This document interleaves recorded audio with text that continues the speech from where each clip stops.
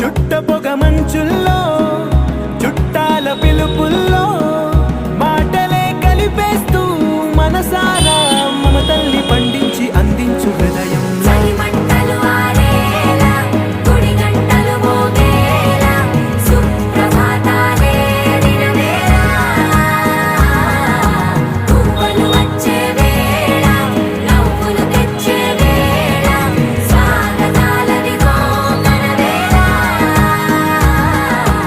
జీవితమంటే కల కాదు, అది కవులు రచించే కథ కాదు.